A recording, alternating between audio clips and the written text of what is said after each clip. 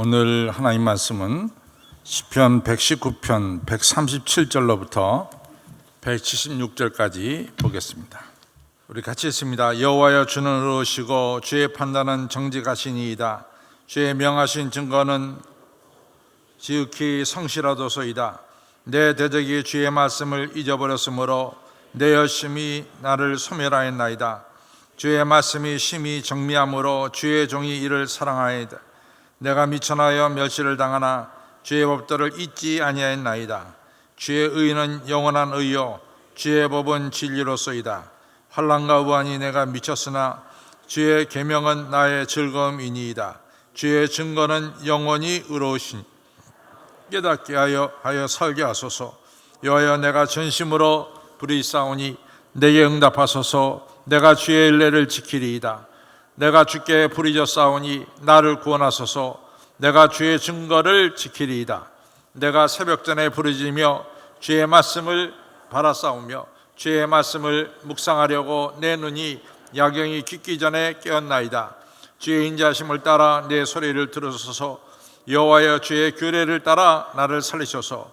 악을 쫓는 자가 가까이 왔사오나 저희는 주의 법에서 머니이다. 그래서 가까이 계시오니 주의 계명은 진리이니이다. 내가 전부터 주의 증거를 궁구함으로 주께서 영원히 세우신 것인 줄을 알았나이다. 나의 고난을 보시고 나를 건지소서. 내가 주의 법을 잊지 아니함이니이다. 주여, 나의 원한을 펴시고 나를 구속하사 주의 말씀대로 나를 소송케 하소서. 구원이 악인에게서 멀어짐은 저희가 주의 율례를 구하지 아니함이니이다. 여호와여, 주의 국률이 크오니 주의 규례를 따라 나를 소송케 하소서. 나를 핍박하는 자의 나의 대적이 많으나 나는 주의 증거에서 떠나지 아니하였나이다. 주의 말씀을 지키지 아니하는 괴상한 자를 내가 보고 슬퍼하였나이다. 내가 주의 법도를 사랑함을 보옵소서. 여호와여, 주의 인자하신 대로 나를 소송케 하소서. 주의 말씀의 강령은 진리오니 주의 의로운 모든 규례가 영원하리이다.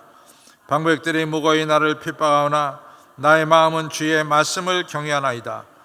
사람이 많은 털침으로 오는 것처럼 나의 주의 말씀을 즐거워하나이다. 내가 거짓을 미워하며 싫어하며 주의 법을 사랑하나이다. 주의 의로운 규례를 인하여 내가 하루씩 주를 찬양하나이다. 주의 법을 사랑하는 자에게는 큰 평안이 있으니 저에게는 장애물이 없으리이다. 여호와여, 내가 나의 구원을 바라며 주의 계명을 행하였나이다. 내 심령 증거를 지켜 싸우며 내가 이를 지극히 사랑하나이다. 내가 주의 법도를 증거를 지켜 싸우니 나의 모든 행위가 주의 앞에 있음이니이다. 여호와여, 나의 부르짖음이 주의 앞에 이르게 하시고 주의 말씀대로 나를 깨닫게 하소서. 나의 간구가 주의 앞에 달하게 하시며 주의 말씀대로 나를 건지소서. 주께서 율례를 내게 가르치심으로 내 입술이 찬송을 바랄지니이다. 주의 모든 계명이 의로우시며 내 혀가 주의 말씀을 노래할지니이다. 내가 주의 법도를 택하여 싸우니 주의 법이 항상 나의 도움이 되게 하소서. 여호와여, 내가 주의 구원을 사모하여 싸우여 주의 법을 즐거워하나이다. 내 혼을 살게 하소서. 그리하시면 주를 찬송하리이다. 주의 규례가 나를 돕게 하소서. 이런 양같이 내가 유리하오니 주의 정을 찾으소서. 내가 주의 계명을 잊지 아니함이니이다. 아멘. 이 말씀 먼저 여러분에게 큰 은혜가 되었기를 바랍니다.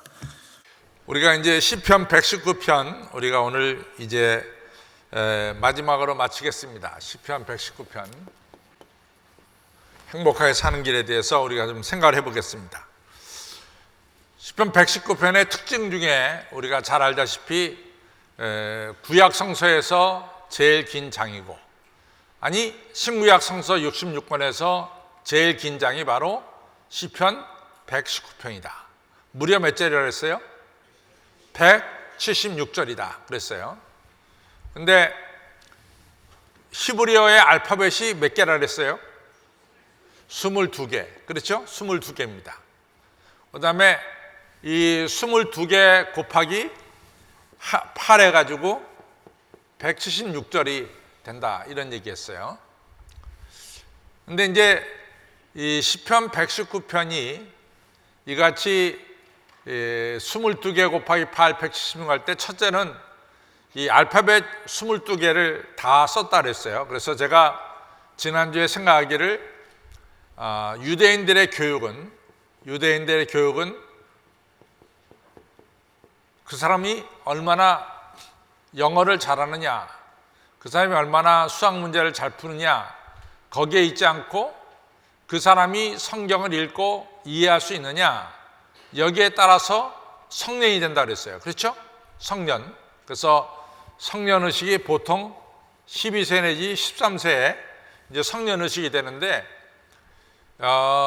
이 12세, 13세에 성년이 된다는 것은 그 학생이 성경을 읽고 성경을 스스로 해석할 수 있을 자리, 이해할 수 있는 자리, 그때가 바로 성년이 된다 그랬어요. 우리는 성년하면은 이같이 이성적으로 또 이같이 몸집으로도 장성했을 때 우리가 성년이 된다 그러죠. 우리나라는 성년이 19세라 그랬습니다. 그런데 이스라엘은 성년이 12세부터 13세다 이런 얘기를 했어요. 그럼 유대인의 교육은 태어나서 3세에서부터 성경을 읽기 시작한다 그러죠. 성경을 읽기. 그런데 이제 성경을 읽으려고 그러면은 애들이 그냥 뭐 어떻게 성경을 읽겠어요. 그래서 애들에게 이 성경 이 알파벳 22개에다가 이 꿀을 발라가지고 애들로 하여금 이 혓바닥으로 이 알레프면 알레프, 베트면 베트 이렇게 이 알파벳을 갖다가 혀로 핥게 만든다 그랬죠. 그래가지고 우리가 103절에 하나님 말씀은 꿀송이보다 더 달도소이다 라고 하는 얘기가 바로 여기서 나왔다 그랬어요. 이래가지고 3세부터 성경을 이제 읽게 만듭니다. 그래가지고 성경을 어느 정도 읽으면 5세가 되면은 우리가 미시나라고 하는 것을 가르쳐요. 미시나는 뭐냐면 성경을 해석해주는 책이죠. 그래서 성경을 갖다가 설명해주고 해석해주는 책을 갖다가 미시나를 읽게 만듭니다. 그래서 얘가 12세 또는 13세 돼서 성경을 스스로 읽고 해석할 수 있을 때 이때 성년의식을 치른다 그랬어요. 성년의식을 갖다가 우리가 바알, 남자는 바알, 여자는 BAT, 바트, 남자는 BAR, 바알 미츠바 혹은 바트 미츠바 해가지고 성년의식을 치른다 그랬죠. 성년의식을 치르게 되면은 얘네를 갖다가 얼마나 그 부모가 잘해주냐면은 외국에 사는 애들은 얘네를 데리고 이스라엘 서쪽 벽 웨스턴 월에 데려가서 거기서 크게 성년의식을 치른다 그러죠. 그래갖고 그 다음부터 이제 성경을 갖다 읽기 시작하면 그 다음부터 뭘 가르치냐면 탈무드를 가르칩니다. 탈무드는 성경 말씀을 오늘 우리의 실생활 속에서 어떻게 적용하느냐, 이것이 바로 탈무드예요. 그래갖고 성경의식을 이제 탈무드를 가르친다 그러죠. 이처럼 유대인의 교육은 다른 교육이 아니라 바로 성경 교육이다. 성경 말씀만큼 더 소중한 게 없다. 그런 거죠. 정말로 말이죠. 이 옛날 어르신들은 우리가 그분들이 공부를 못했어요. 왜냐하면 여자들은 공부를 안 시켰기 때문에 공부를 못했습니다. 그러나 지금 생각해 보면 옛날 어르신들이 얼마나 지혜가 있었고 또 얼마나 자녀 교육을 잘했는가를 우리는 알 수가 있습니다. 그래서 뭐 그런 이야기는 많죠. 그 기도 많이 하시는 분들은 지혜로워 가지고 자기 자녀들에게 이처럼 뭐 이 북쪽에서는 빨간색이 뒤덮이니까 빨리 월남을 해라 해가지고 월남한 사람들이 많이 있어요. 왜냐하면 그 할머니들이 기도하면서 보니까 북쪽의 공산당인들이 자리를 잡을 것 같으니까 자기 자식들을 미리서 이렇게 월남시켜가지고 살게 만든. 그래서 나중에 그 살아난 분들이 고백하기를 참 우리 할머니는 난 놓고 기억자도 모르시는 어르신인데 어떻게 그렇게 기도를 해가지고 앞으로 되어질 일을 갖다가 환상을 보고 우리를 갖다 월남시켰는지 모르겠다. 뭐 이런 얘기를 합니다. 너무나 지혜로운 거죠. 그래서 하나님 말씀은 여러분과 저를 지혜롭게 만듭니다. 그렇죠? 지혜롭게 만들죠. 제가 늘 하는 얘기지만은 이스라엘 본토에 이스라엘 사람들이 600만 밖에 안 삽니다. 지금 뭐 이스라엘하고 시리아하고 지금 폭탄이 왔다 갔다 하는데 이스라엘 수상이 얼마나 무섭게 얘기해요. 이스라엘 땅에다가 조금만 상처를 주면은 우리는 가만히 있지 않고 그 즉시로 우리는 보복할 것이다. 그러니까 이스라엘 땅에 너희들 한 발짝도 건들지 말아라. 600만 밖에 안 되는 이 나라가 뭐 얼마나 무섭게 상대방을 갖다가 공격하는지 모릅니다.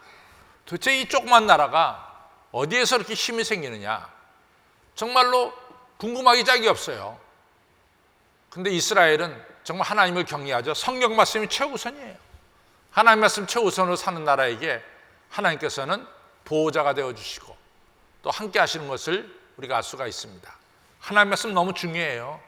여러분과 저의 자녀들에게 영어 잘하는 것도 중요하고 수학을 잘하는 것도 중요하고 또 이번에는 하도 국어 시험이 어렵게 나와서 국어를 잘해야 된다 그래요. 근데 하여튼 무엇보다 중요한 게 뭐냐면은 하나님 말씀 중요합니다. 자녀들에게 하나님 말씀 꼭 가르쳐 주시길 바랍니다. 아멘 안 해. 제가 아마 여러분들 자녀들에게 영어 잘 가르쳐 주시면 틀림없이 아멘 할 거야. 근데 성경 잘 가르치면 별로 아멘 안 해. 근데 정말 중요한 건 성경이에요. 성경 중요합니다. 그렇죠? 성경 잘 가르치기 바랍니다. 자, 이래 가지고 이제 자녀들에게 성경을 가르치려고 컴플리트하게 22개를 갖다가 다 썼어요. 또 이같이 첫째는 성경 교육이 있어요. 성경 교육. 이 176개가 다 나온 것은. 두 번째 중요한 것은 율법이라고 하는 것은 모든 것을 갖다가 이같이 완전하게 만드는, 컴플리트하게 만들고 모든 것을 갖다가 다 포함하는 것이다. 그러니까 토탈리티, 총체성이 있고 그 다음에 모든 것을 완전하게 하는 것이다. 율법은 모든 것을 포함하고 또 모든 것을 완전하게 한다. 컴플리트하게 한다. 22개 이 알파벳을 가지고 176절을 만들 때 율법은 모든 세상의 모든 것을 포함하고 또 모든 것을 completeness, 완전하게 한다. 이런 뜻이 있습니다. 세 번째는 왜 이렇게 22개를 갖다 나눠서 했을까? 그것은 사실은 중언부언하지 않게끔 하는 하나의 장치다. 이런 얘기죠. 그래서 속죄일 때는 이제 기도를 하는데 기도할 때 똑같이 알레프로 시작해서 또 마지막까지 오메가까지 이제 이 단어를 써가면서 기도한대요. 그게 왜냐하면은 속죄일 때 기도하다 보면 잘못하면 중언부언하게 되니까 중언부언하는 것을 막게 하려고 같이 알레프서부터 오메가까지 같이 이 기도를 한다. 이런 얘기죠. 자, 오늘 우리가 중요하게 다루려고 하는 것은 뭐냐면은 왜 히브리어 이 자음에다가 왜 7을 붙이지 않고 왜 8을 붙였냐, 8행이냐 하는 거예요. 그럼 도대체 성경에서 8이라고 하는 것은 무슨 의미를 가지고 있느냐라고 하는 겁니다. 8이라고 하는 것. 예를 들어서 여러분들 첫째, 노아의 가족이 몇 명이 이 방주에 탔어요? 8명. 8명이 탔어요. 8명이 새로운 세상을 맞이하게 됩니다. 그렇죠? 8명이 새로운 세상을 맞이하게 됩니다. 또 두 번째로 우리 어린애들 할례가 난지 며칠 만에 할례를 받죠? 난지 며칠 만에? 8일 만에 할례를 받아요. 그러면 얘가 할례 받기 전과 할례 받은 후에 얘의 이 스테이터스, 얘의 자리는 확실히 달라지죠. 그렇죠? 할례 받기 전과 할례 받은 후에 얘의 스테이터스, 얘의 위치는 달라집니다. 할례 받은 다음부터는 뭐가 됐냐? 하나님이 책임져 주는 아들이 되죠. 하나님의 약속에 속한 아들이 되는 거죠. 또 세 번째로, 여러분들 예수님께서 정확하게 말하면 며칠 날 부활하셨어요? 며칠 날? 우리가 썬데이부터 시작해요. 썬데이. 이게 첫날이에요. 그렇죠? 그 다음에 성경에서 먼데이가 둘째 날입니다. 그렇죠? 그 다음에 우리가 마지막 세러데이가 몇째 날인가? 일곱째 날이에요. 일곱째 날. 그렇죠? 그래서 제7일에 우리 주님께서 안식하셨죠. 그렇죠? 그럼 예수님은 언제 부활하셨어요? 언제 부활하셨어요? 썬데이에 부활하는데 이날은 따지고 보면 7일 지난 8일이 된다고. 그렇죠? 8이라고 하는 의미는 한결같이 새로운 세상을 의미하는 얘기가 있어요. 새로운 세상을. 우리가 안식년 하면 7년이에요. 그러면 언제부터 다시 농사 짓기 시작해요? 8년째. 새롭게 농사를 짓는 거예요. 그러니까 성경에 말하는 8이라고 하는 것은 새로운 세상에 들어가는 것을 의미하고 있어요. 새로운 세상에. 그래서 노아의 가족도 8명이 방주에 탔고, 할례도 8일째 할례를 받고, 예수님의 부활도 7일 안식일이 지난 제8일에 우리 예수님 부활하셔서 새로운 세상을 살게 되고, 또 농사도 7년 안식하고 제8년째 농사를 짓기 시작하고, 그러니까 성경에서 말하는 8은 새로운 세상으로 들어간다, 새로운 세상에서 시작한다, 이런 의미가 들어있죠. 그래서 22 곱하기 7을 하지 않고 왜 8을 했느냐? 바로 말씀은 우리로 하여금 새로운 세상에서 살게 한다, 이런 중요한 의미가 들어있습니다. 그러면은 도대체 시편 119편은 언제 쓰여졌느냐 하는 것이 중요해요. 언제 쓰여졌느냐? 많은 학자들이, 여긴 거의 다 구약 성서 학자들이 공통된 의견을 내고 있습니다. 왜 시편이 어렵냐면요, 시편이 어려운 것 중에 하나는, 제가 시편을 이같이 공부를 여러분에게 같이 공부하려고 그러면은 제가 책을 적어도 4권 내지 5권을 읽어요. 4권 내지 5권 읽는데 4권 내지 5권의 책이 다 그 시편을 보는 그 상황, 소위 말해서 컨텍스트를 다르게 봐요. 아주 미치겠어요.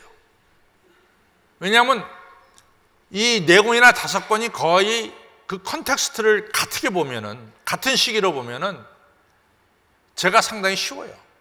이 말씀을 준비해 나가는데.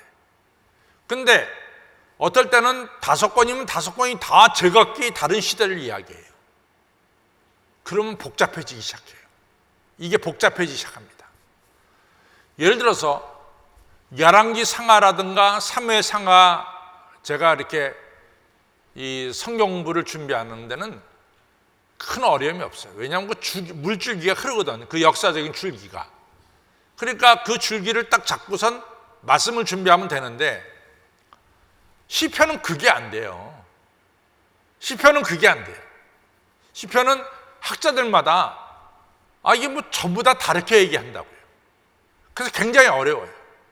그래서 시편을 몇 번 읽고 나서 제가 이렇게 와닿는 게 있어요. 제가 와닿는 게. 그럼 제가 와닿는 걸 갖다 저는 그 시대 배경으로 삼아요. 그게 낫지.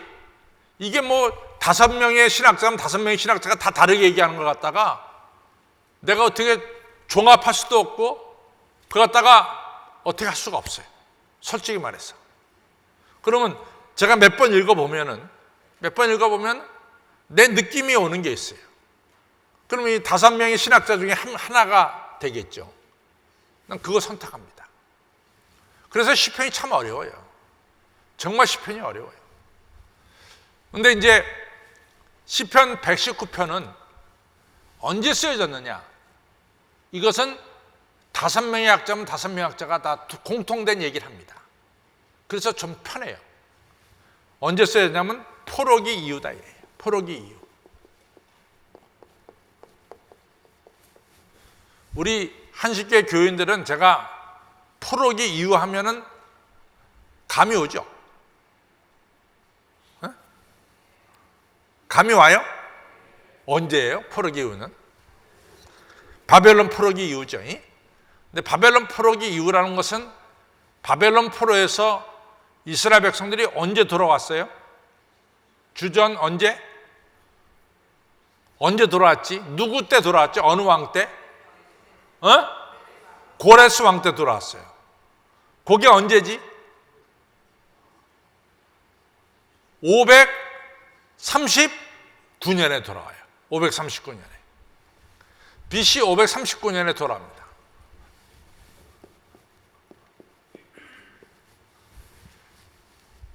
예루살렘 성전이 무너진 건 몇 년입니까?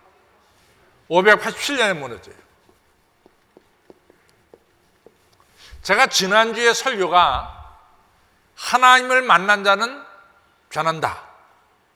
이것이 제 지난주에 설교의 제목이었어요. 하나님 만난 자는 변한다. 그렇죠? 이사야가 성전에서 하나님 만나고 변했어요? 안 변했어요? 변했죠. 우시야 왕의 권력에 의지하고 살던 자가 이제는 하나님 말씀을 대언한 자로 바뀌게 되죠. 사도 바울이 사도행전 9장에 다메섹에 올라가다가 예수님 만나고 변했어요? 안 변했어요? 그 전까지는 기독교인을 박해하는 자가 변해서 이제는 뭐가 돼요? 기독교를 증거하는 자로 변하게 됐죠. 제가 또 한 가지 얘기를 했어요. 에스겔이 언제 제가 끌려갔다 그랬어요? 에스겔이 주전 587년 10년 전에 597년에 제가 끌려갔다 그랬어요. 그렇죠? 그래서 597년에 끌려간 사람들이 587년에 끌려간 사람보다 더 많았다. 그런 얘기를 했어요. 이게 어디 나오느냐? 예레미야 52장에 나온다 그랬어요. 원래 에스겔의 직업이 뭐예요? 원래 에스겔의 직업이 제사장이었어요. 제사장. 에스겔이 제사장이었기 때문에 바벨론 포로로 끌려간 거예요. 제사장이 아니면 평민이었으면 안 끌려갔어. 제사장이 때 끌려갔다고. 끌려가가지고 그발강가에서 에스겔이 하나님의 영광을 봅니까? 안 봅니까? 보죠. 그래서 에스겔이 제사장에서 뭘로 변해?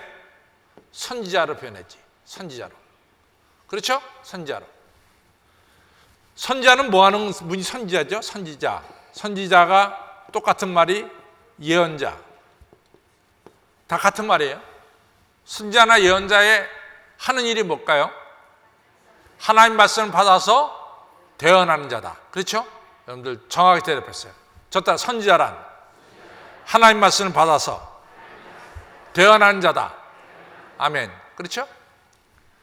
그래가지고 이분들이 이제 539년에 바벨론 포로에서 돌아옵니다. 근데 이 바벨론 포로 생활하는 동안에 이분들이 왜 바벨론 포로로 우리가 끌려갔을까라고 하는 반성을 하게 되죠. 반성. 그래서 그 반성 속에서 깨달은 결론이 있어요. 첫째는 자기들이 바벨론 포로로 끌려간 것은 첫째는 우상 숭배예요. 그렇죠? 두 번째는 하나님 대신 강대국을 의지한 거예요. 하나님 대신 강대국을 의지한 거예요. 세 번째는 뭡니까? 세 번째는 율법을 자기들이 무시했어요. 율법을 지키지 않았다고. 자기들이 왜 바벨론 포로로 끌려갔느냐? 1, 2, 3가 정확해. 첫째는 뭐예요? 하나님 대신 뭐 섬겼어? 우상 숭배. 두 번째, 하나님 의지하는 대신 누구를 의지했어? 강대국. 세 번째 뭐예요? 하나님 말씀을 무시했단 말이지. 하나님 말씀 무시했어요. 그래서 바벨론 포로 생활하는 동안 포로로 끌려간 사람들은, 적어도 포로로 끌려간 사람들은 뭘 버립니까? 우상숭배 버리죠. 철저하게 우상숭배 버리죠. 그 다음에 뭡니까?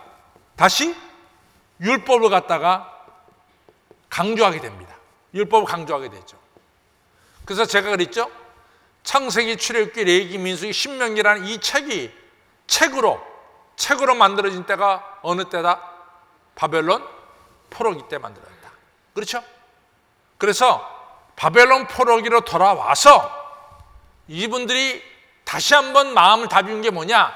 우리는 율법으로 돌아가야 된다. 하나님 말씀만이 우리를 지켜주고 우리를 인도해 주신다. 이런 율법으로 돌아가자는 중요한 운동이 바로 바벨론 포로기 이후에 일어났습니다.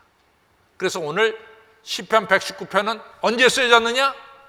바벨론 포로기 이후에 쓰여졌다. 왜?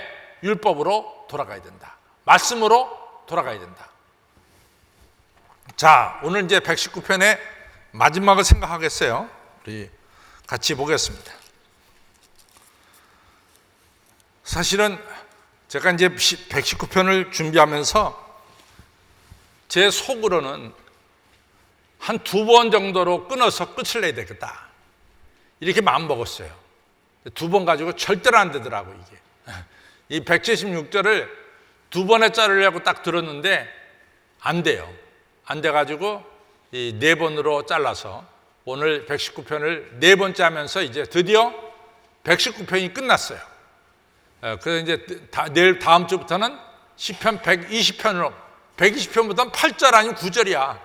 176절 하다가 8절 9절 하니까 이건 뭐 정말 너무 쉬운 거 있죠. 그냥 너무너무 이게 젖수가 많으니까 보통 힘든 게 아닙니다. 자, 우리 한번 이제 137절부터 보죠.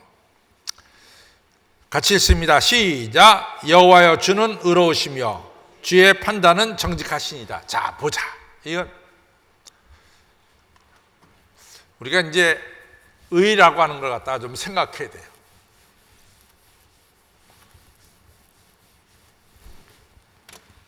의.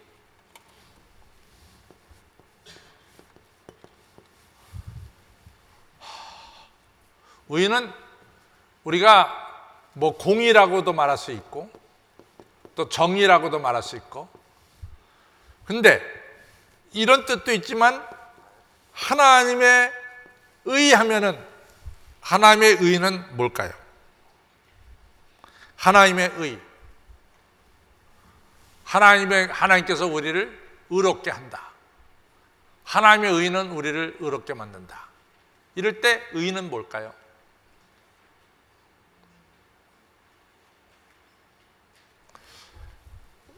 의는 하나님과 나와의 올바른 관계입니다. 그 하나님의 의는 뭐냐? 하나님의 의는 하나님과 나를 올바른 관계로 만들기 위해서 하나님께서 베푸신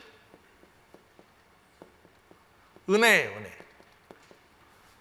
그러면 하나님께서 나와 하나님 사이의 관계를 올바르게 만들기 위해서 베푸신 은혜의 대표적인 건 뭐냐?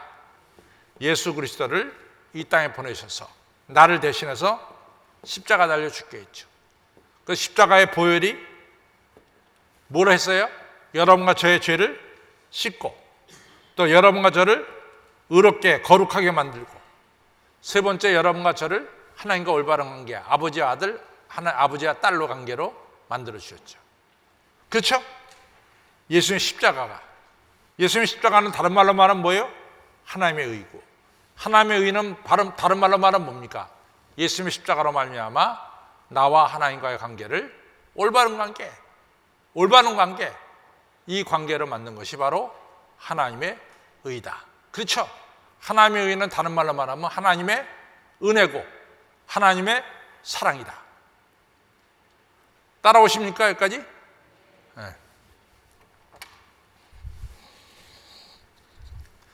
다시 한번 우리 읽어나가죠. 137절 저부터 시작. 여호와여 주는 의로우시고 주의 판단은 정직하시니이다. 주의 명하신 증거는 의롭고 지극히 성실하도소이다. 여기서 의라고 하는 것은 두 가지 뜻이 있어요. 미스파트라고 하는 공의와 정의라는 뜻도 있고, 동시에 의는 하나님의 은혜가 돼 있다고. 하나님의 은혜, 하나님의 사랑, 우리와 하나님과의 깨어진 관계를 올바르게 만들어 주시려고 하는 하나님의 은혜, 하나님의 사랑이 다른 말로 말하면 뭐예요? 하나님의 의다, 이런 얘기죠. 그래서 우리가 예를 들어서 138절 보면은 시작. 주의 명하신 증거는 의롭고 지극히 성실하도소이다. 하나님의 사랑과 은혜는 지극히 성실하도소이다. 139절 시작. 내 대적이 주의 말씀을 잊어버렸으므로 내 열성이 나를 소멸하였나이다. 항상 대적은, 여기서 대적은 하나님의 율법을 잊어버리고 무시하는 자가 대적입니다. 하나님의 율법을, 말씀을 무시하고 말씀을 잊어버린 자가 적이에요. 그 다음에 같이 또 140절 읽겠습니다. 시작. 주의 말씀이 심히 정미함으로 요에게는 주의 말씀은 정금이다. 정금이다 이거죠. 용광로를 통해서 나온 정금이다 말이지. 24K다 이거죠.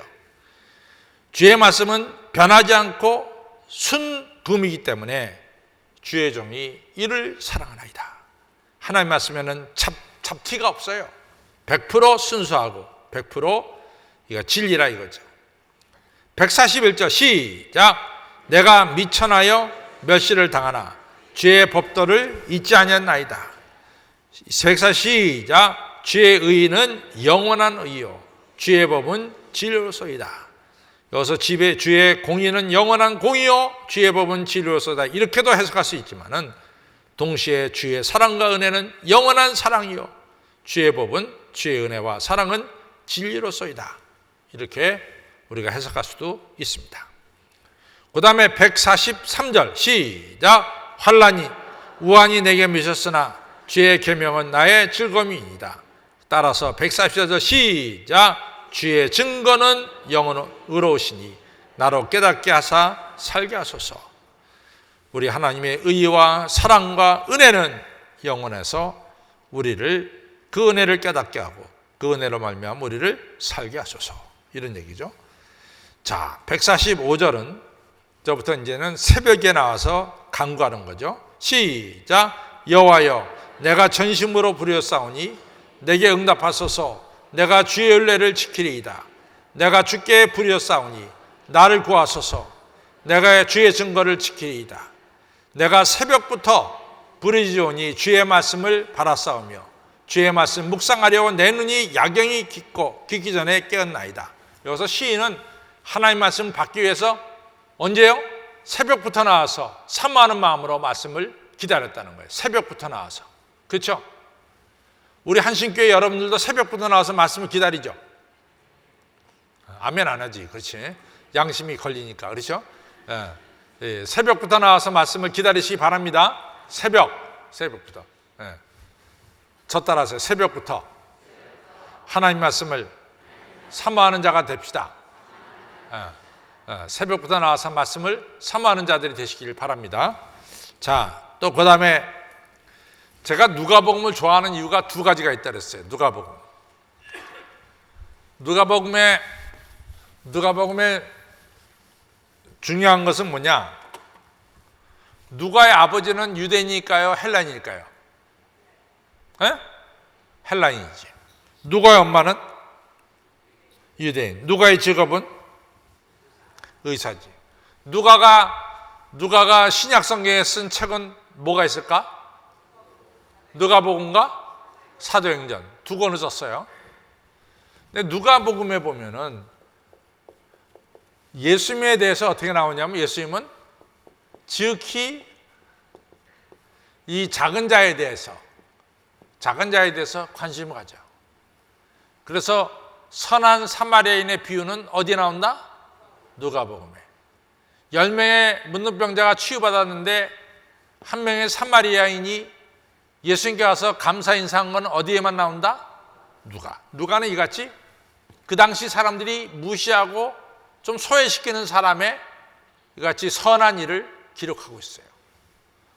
누가복음의 두 번째 특징은 예수님의 기도 생활을 기록하고 있습니다.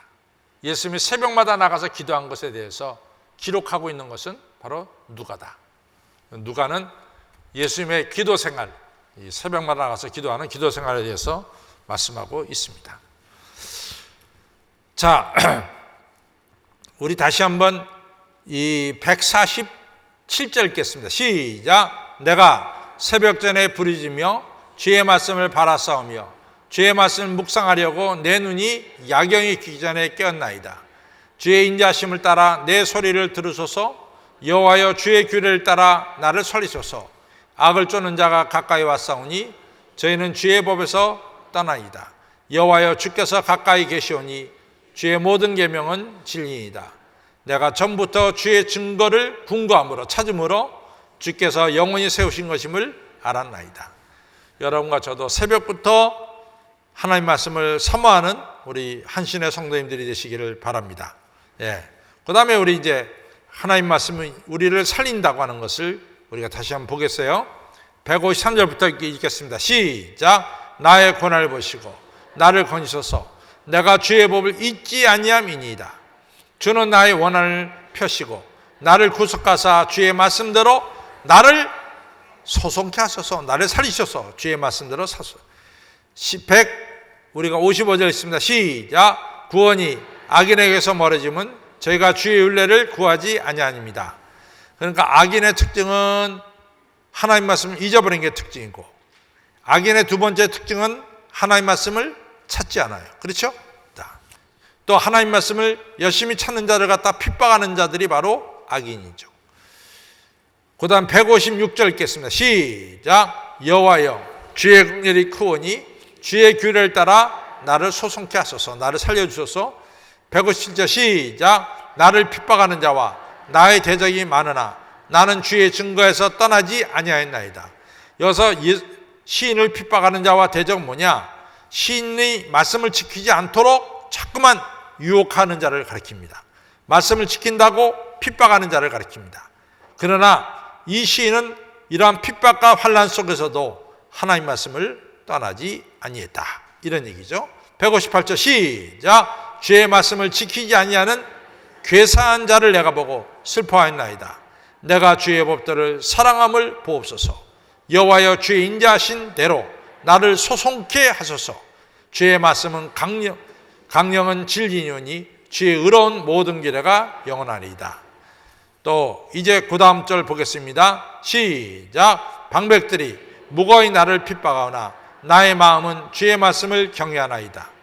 사람이 많은 탈취물을 얻은 것처럼 주의 말씀은 즐거워하나이다. 내가 거짓을 미워하고 싫어하고 주의 법을 사랑하나이다. 여기서 이 시인이 세 가지를 말해요. 나는 주의 말씀을 경외한다. 나는 주의 말씀을 즐거워한다. 나는 주의 법을 사랑한다. 그러니까 하나님 말씀을 심히 사랑하는 거죠. 이 161절에서는 내가 주의 말씀을 경외한다. 162절에는 내가 주의 말씀을 즐거워한다. 163절에서는 내가 주의 법들을 사랑한다. 그렇죠? 저 따라하세요. 나는 주의 말씀을 경외하고 즐거워하고 사랑합니다. 누가? 내가. 아멘. 그 다음에 읽겠습니다. 시작. 주의 의로운 규례를 인하여 내가 하루에 7번씩 주를 찬양하나이다. 주의 법을 사랑한 자에게는 큰 평안이 있으니 저에게는 장애물이 없으리로다. 여호와여 주의 구원을 바라며 주의 계명을 행하였나이다. 내 심령이 주를 증거하고 지켜 싸우며 내가 이를 지극히 사랑하나이다. 내가 주의 법도의 증거를 지켜 싸우니 나의 모든 행위가 주의 앞에 있음이니이다. 시인은 주의 율례를 경외하고 주의 법도를 즐거워하고 주의 법도를 사랑한다. 이런 얘기죠. 마지막으로 169절 176절은 이 시인이 하나님께 간절히 간구하는 거예요. 늘 자기를 지켜달라고 간구하면서 끝을 맺습니다. 169절 시작. 여호와여 나의 부르짖음이 주의 앞에 이르게 하시고 주의 말씀대로 나를 깨닫게 하소서. 나의 강과 주 앞에 달하게 하시고 주의 말씀대로 나를 건지소서. 주께서 율례를 내게 가르치심으로 내 입술이 찬송을 말할지어다. 주의 모든 계명이 의로우심으로 내 혀가 주의 말씀을 노래할지니이다. 내가 주의 법도를 택하여 싸우니 주의 손이 항상 나의 도움이 되게 하소서. 여호와여 내가 주의 구원을 사모하여 싸우니 주의 법을 즐거워하나이다. 내 오늘 살게 하소서. 그리하시면 주를 찬송하리이다. 주의 규례가 나를 돕게 하소서. 이런 양같이 내가 유리하오나 주의 종을 찾소서. 내가 주의 계명을 잊지 아니함이니이다. 그러니까 언제나 이같이 자기를 지켜달라고 간절히 간구하는 우리 시인의 모습을 보게 됐습니다. 이제 거의 끝을 맺으면서 제가 이제 시편을 시작하면서 여러분들에게 시편을 좀 종류별로 나눌 수 있다 그랬어요. 종류별로. 그렇죠? 시편을 종류별로 나눌 수 있는데 시편은 첫째는 찬양시가 되죠. 찬양시. 하나님을 찬양하는 찬양시. 창조주 하나님, 나를 구원하신 하나님을 창조하는 창조시, 찬양시. 두 번째, 하나님 나를 구원해 주셔서 탄원시. 탄원시가 시편 전체 5분의 2에 해당된다 그랬어요. 제일 많다 그랬어요. 세 번째가 뭐예요? 감사시. 내가 하나님께 탄원했더니 하나님께서 내 기도를 들어주시고 나를 건져주셨습니다. 그래서 감사하는 거죠. 그럼 네 번째는 뭐라 그랬어요? 기타. 기타에 예루살렘 성전을 위해서 드리는 시도 있고, 예루살렘 성전, 또 다윗의 왕조를 위해서 드리는 시도 있고, 시편 119편은 기타의 뭐에 해당된다 그랬어요? 율법에 대해서 해당된다 그랬죠. 율법. 그렇죠? 율법. 다시 말해서 토라에 대해서 해당된다. 그럼 이 토라에 대한 것이 시편 150편에 두 개가 있다 그랬어요. 두 개. 뭐하고 뭐라고? 시편 1편하고 시편 119편이야. 토라에 대한 시 전체 150편 중에 딱 두 개가 있어. 하나는 시편 1편이고 또 하나는 뭐요? 시편 119편이야. 그럼 시편 1편의 주제가 뭐라 그랬어요? 제가 시편 1편의 주제 행복하게 사는 길이라 그랬어. 그럼 시편 119편의 주제는 또 뭘까? 역시 행복하고 성공하고 올바르게 사는 길이 바로 뭐예요? 시편 119편이야. 그러면 우리가 행복하게 사는 길은 뭡니까? 행복하게 사는 사람은 악인의 꾀를 쫓지 않고 죄인의 길에 서지 않고 오만한 자의 자리에 앉지 않고 오직 여호와의 법을 주야로 묵상하는 자다. 그런 사람은 어떻게 돼? 시냇가에 심겨진 나무처럼 씨를 쫓아 열매를 맺고, 두 번째 뭐예요? 그 잎사귀가 마르지 않고 청청하고 그 행사가 다 형통하리로다. 그렇죠? 적어도 세 가지가 나와. 열매를 맺고 잎사귀가 청청하고 세 번째 한 행사가 다 형통해.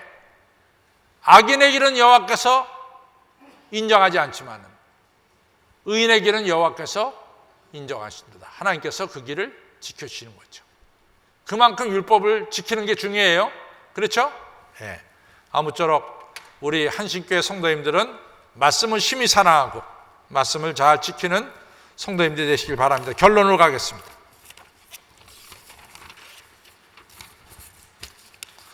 결론 시작. 하나님께서는 우리 인간을 하나님의 형상대로 창조하셨습니다. 그래서 우리 인간이 이 땅에서 행복하게 살기를 원하시는 겁니다.